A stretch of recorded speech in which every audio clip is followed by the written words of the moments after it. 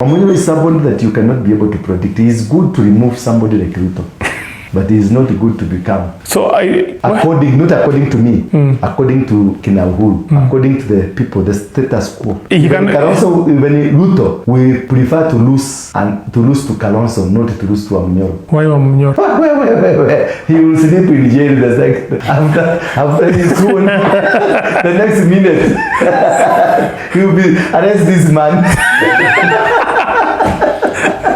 There are people, systems of the government will work against them. You see, Matiba was popular than Kibaki. Yeah. But the Kenyatta government, Kenyatta family organized for Kibaki to be sacked from a minister of health. And then they gave him money and a political party and an office. They gave him DP. DP was from the Kenyatta family, gave him Muigai and Kongo Muigai. They're the one that had the party. Kibaki had gone to Mombasa to just have his White Cup and forget about the whole story. But they went to visited him and told him, now because you've been sacked, we need you to get into politics because you're the one who said. Remember when they went for Matiba, for Kibaki, Matiba was already shining. But they didn't go. They didn't want to support Matiba who was already shining. They went for Kibaki. And they picked up Kibaki, gave him money, 40 million, and gave him a political party, DP. And gave him an office at the Bruce House. And then the party became so strong, so powerful. Then networks were done very fast and the Kibaki became a powerhouse. Only for him to come and divide the Kikuyu vote. Moi came power again. That was the agenda of the Kenyatta family.